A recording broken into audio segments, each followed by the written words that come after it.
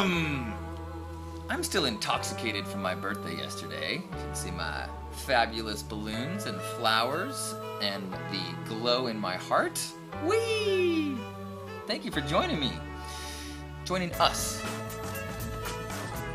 From the outside, it may look like a crazed man with pink hair talking into a camera, but no. We are a family. We are a single vibration echoing and amplifying one another throughout the world. Not just in this time, but whenever this archive is watched. Not just in this space, but in any space that people exist when they are receiving this vibration.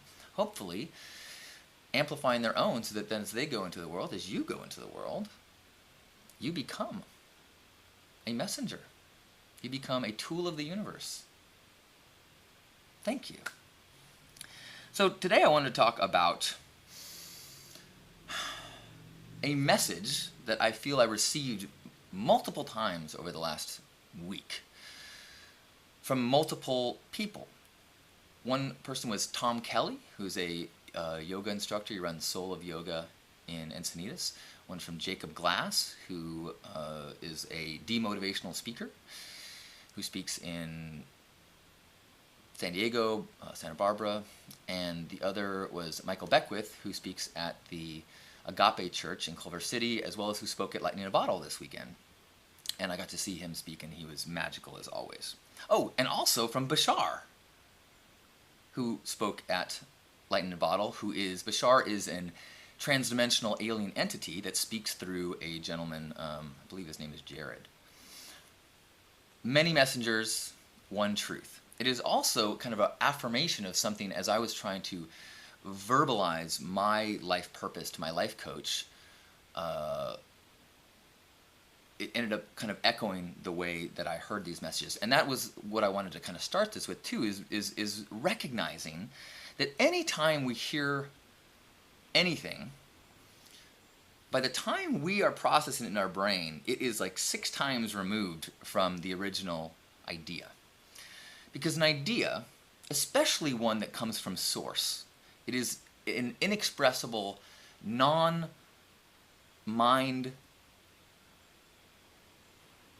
concept, energy. And then as it travels through a human being, they verbalize it, they try to make sense of this energetic expression. As they make sense with it, they're kind of distorting it through their own perceptions. Then they put it into words, which are simply symbols that try to be specific in what they mean. But really, everyone's understanding of words is filtered and affected by their own experiences. So when you say the word love, that is absolutely heard through the filter of your experiences with the word love, with the concept of love, with your relationships, with your friendships, with yourself. And so as I was hearing this message, overlapping message from all these places, I'm also aware that they may not have overlapped at all. It just could have been the way that I was hearing these symbols and I was interpreting them myself because that's what I needed to hear. That being said, I want to share it. So, long ago, on the Turkish mountaintop, I had the spiritual breakthrough gift, the awareness that the meaning of life is to experience life.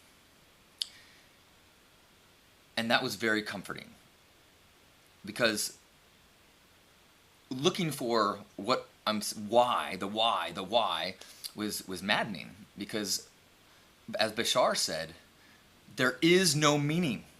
This weekend he said something great. He's like, this is going to bother you, but there is no meaning.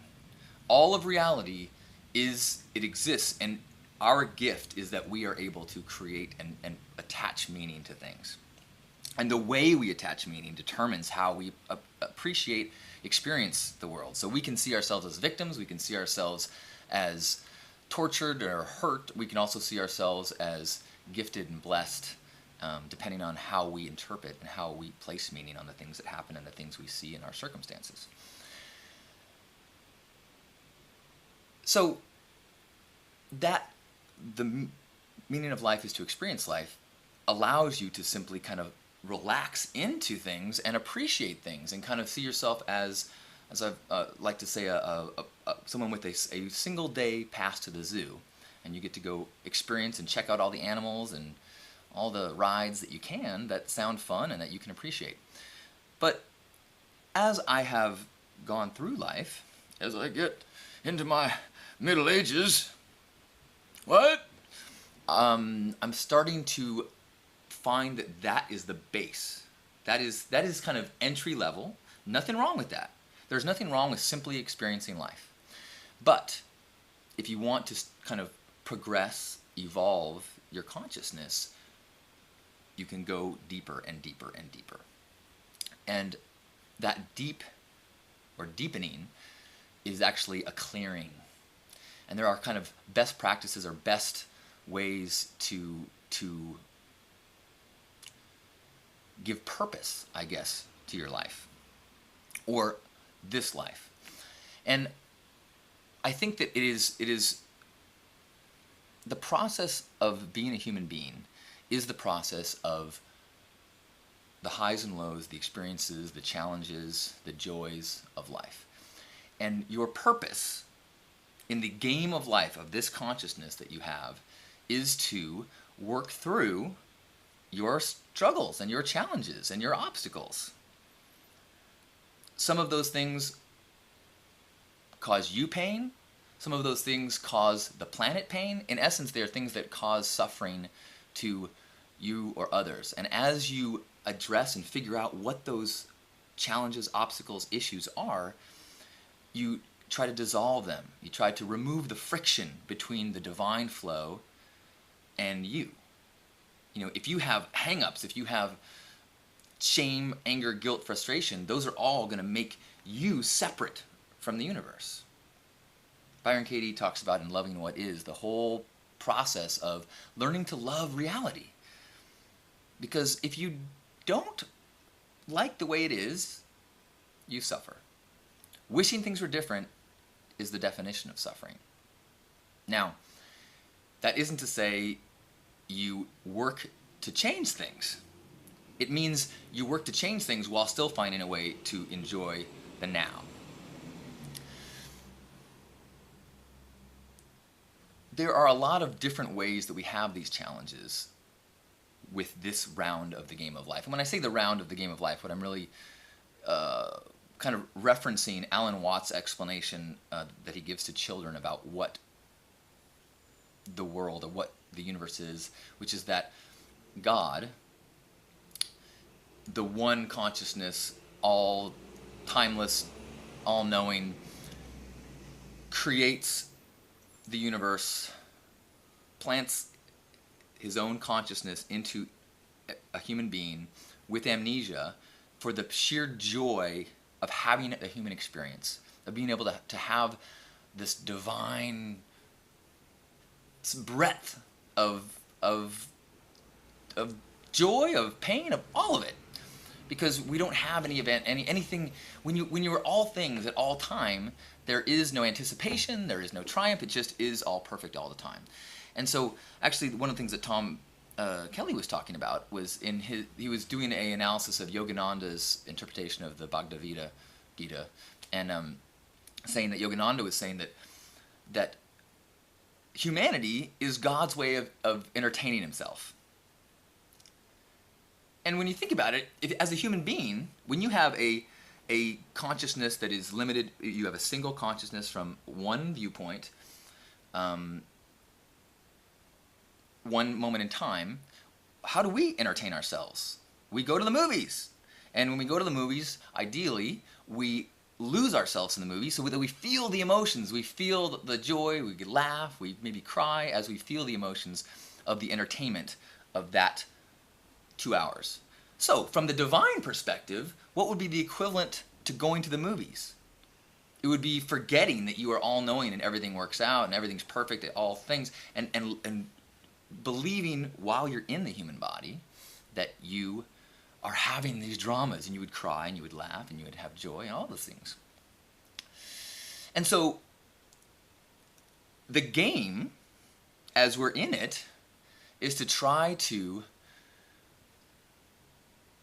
work through, triumph over, dissolve all of the sediment that lines our perfect straw. I sometimes visualize each of our consciousness experiences as a straw that is dipped into this cosmic river. And who we are, all of our issues, whether those are biological issues, whether those are personality issues that are part of just who we're born. If anyone has had multiple children, you know that the kids have personalities. They're not blank slates. And so some of those things are your challenges. Some of those things that are the way that you deal with frustration. Some of those things are the way that you deal with shyness. Some of those things are just born into you. And that part of your game is to overcome that. The other huge part of it is the accumulation of experiences and socialization through your family, through your traumas, through accidents, through everything that happens in your life, layers on top of the source you, till it gets to a point where we are this ego self. The me that we identify with is pure source divine. That's just always going to be there. And then these layers and layers of sediment, of obstacles, of issues.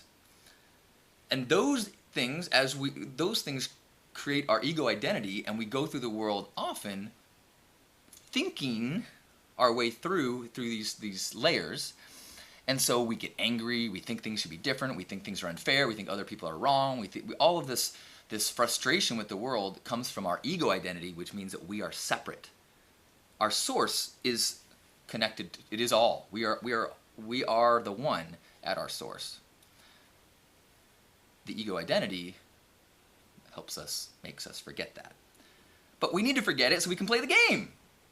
If you start the game with all the pieces in your Trivial Pursuit pie, then you're done. You don't play. So you got to start with an empty pie, or in the case of the spiritual path, a clogged straw. And then as you clean it out, source starts to flow more cleaner and cleaner and cleaner through you until you almost cease to exist. The I ceases to exist, and you are simply a witness to the brilliance of the universe. I had a powerful teacher of this, first by my grandfather in the flesh. There was one time when I watched him, he was being his joyous, jovial self, and he accidentally stepped on someone's foot, this woman who was angry, especially angry that Caleb was so joyful. And so she just started barking at him. And I turned to her and bristled up. You know, my ego was angry at this woman for threatening my loved one, you know. And as I'm turning and getting angry and feeling like I'm almost going to have to say, woman, excuse me, my grandfather spun around just in this calm way and was immediately like, I am so sorry that I did that for you. Let me get the door. How can I possibly make this, you know, and it was an interesting reflection, because I was able to bristle and calm myself, which is recognizing the sediment and working around it, versus having no sediment. Grandfather's experience was just like, whew, whew. And I remember thinking, that's how the master does it. And I had the realization this weekend that my grandfather has been continuing to teach me this in the form of the Hugmobile. And if anybody ever is seeking a Zen master to teach them, I highly recommend getting an old RV. Because the first time it breaks down, you're like, fuck! And then the second time it breaks down, you're like, fuck! The third time it breaks down, you're like, fuck! The fourth time it breaks down, you're like, fuck. The fifth time it breaks down, you're like, again? The sixth time, by 10 or 11 breakdowns, you're like, We will get there when we get there. What is in this now that I can experience? We're in a lovely residential neighborhood of Santa Barbara. Let us go meet the neighbors. I honestly attribute a huge amount of lessons to the Hugmobile and it breaking down. Anytime people's like, oh, I heard about the Hugmobile, I'm like, it's all good. And in fact, sometimes those breakdowns have steered me to places that my ego mind would not have gone to, but happened to be perfect, incredible situations, opportunities, meetings. And that is the result of starting to get better and better at the game. As you start steering less and allowing and listening and being pulled and being drawn and feeling that there is a momentum to the cosmic flow of the universe that is beyond your ego mind, you start to be in the right place at the right time. You start to have serendipity. You start to have your needs met without needing to stress about them. Almost everything in the universe flows and works without human minds to steer them and control them. In fact, most things that I'm aware of that seem to be out of harmony are because ego minds thought they could do better. Whether that is creating plastic or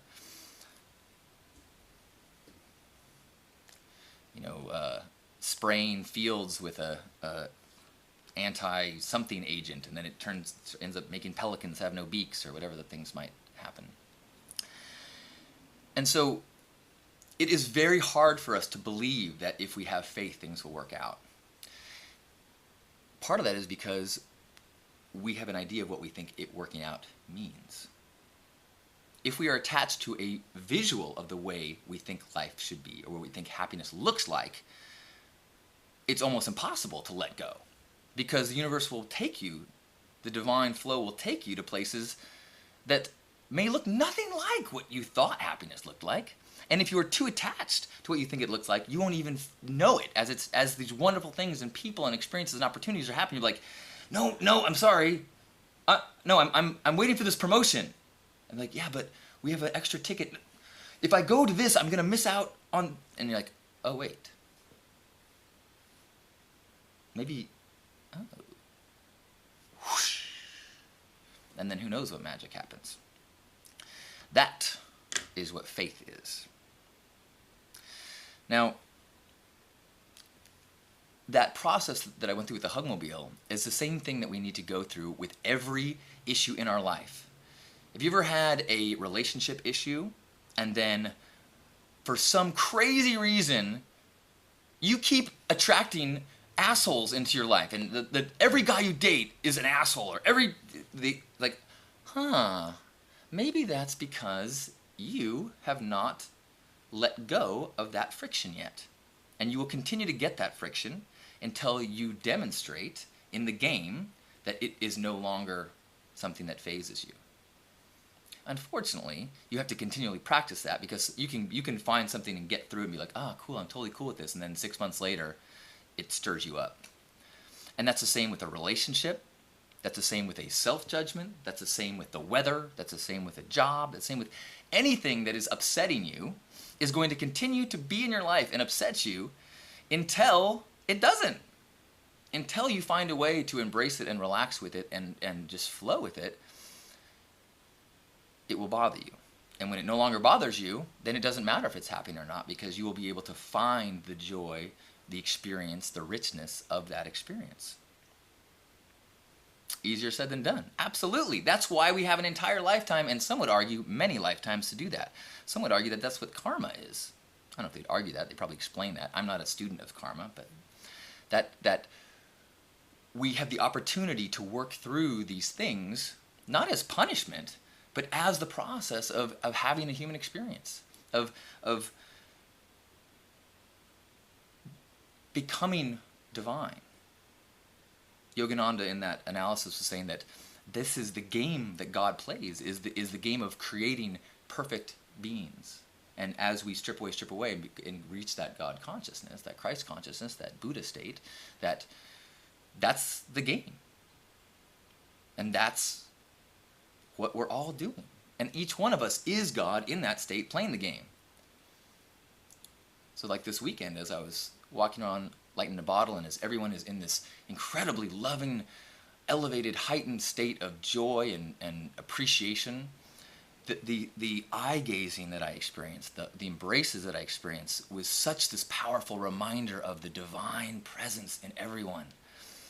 And in these specific places, or when we have the opportunity to kind of let go of our issues a little bit and lean much towards the joy, is when I think we feel that heightened divine state in us. And of course it's easier in a place like a festival. That's where we practice. That's where we learn how it feels. So that then when we don't feel that way, we kind of have okay. Like when you're healthy, that helps you know what it feels like to be sick. If you're always sick, you just feel like that's what it is. And many of us feel sick emotionally, spiritually, all the time. We always have. Ever since we've had guilt, ever since we've had shame, which is pretty much as far back as we can remember. That's the sediment on our straw. So I think in a lot of ways, the way that I explained my purpose in Hug Nation to my coach was that I want to work to eliminate the layers of ego in myself, and in doing so try to facilitate and aid others in doing it for them, so that our source, our love, our divinity can shine and inspire others, and in doing that elevate the world, the universe, the all that is also us. As I share these thoughts with you, which are, I recognize, filtered through my ego, which is filtered through my vocabulary, I hope that it is received in a way that allows you to align with that vibration a little bit, because that's what I feel when we share this. I feel all of us strengthening one another, reminding each other of the game, winking and saying, I see you, God. Namaste. Yeah. So that then as we go into the world, we can try to practice that. We can try to elevate ourselves and others.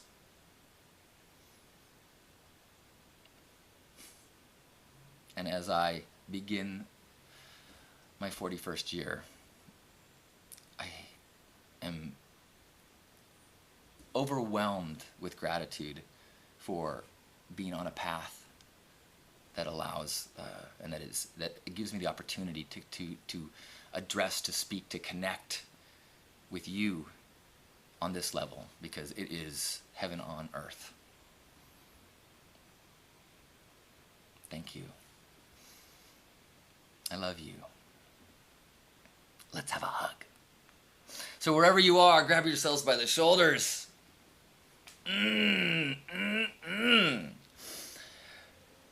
If you've ever thought that your body has a flaw, had too many pounds, too big a scar, if it limped funny, if it didn't work the right way, let's just right now appreciate it for exactly what it is. And if it's allowing you to hear my voice, wow.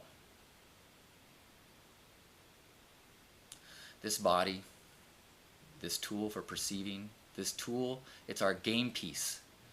It is our little metal piece in Monopoly. It is our little pie in Trivial Pursuit. It is a way that we can play the game, but the game is played deeper than that. Through our personality. Our personality gets us caught up in frustration and obstacles, because without that it would be no game. And we would simply be in a divine state. And yeah, we'll get there, but without the game, what would be the point? So we learn to embrace the struggles. We learn to love what is, forgive ourselves, and forgive everyone else. to see through the issues, to see through the ego, to the source, to the love, to the miracle that is inside all of us. Just screaming to get out, just kind of being patiently waiting for us to let go of our stuff and allow all that radiant light to shine. So just for a moment, let's take a few breaths and feel connected to that bright light. Feel that we are just a single flame of a massive fire, a single cell in a cosmic organism, all connected, all one, all perfect. Take a deep breath, in through the nose, out through the mouth.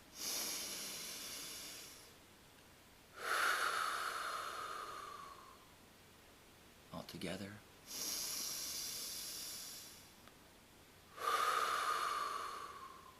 Last one.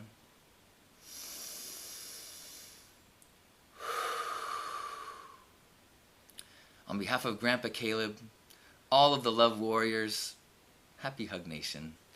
Thank you for being you in all of your flaws, wherever you are on your path. Thank you for playing the game.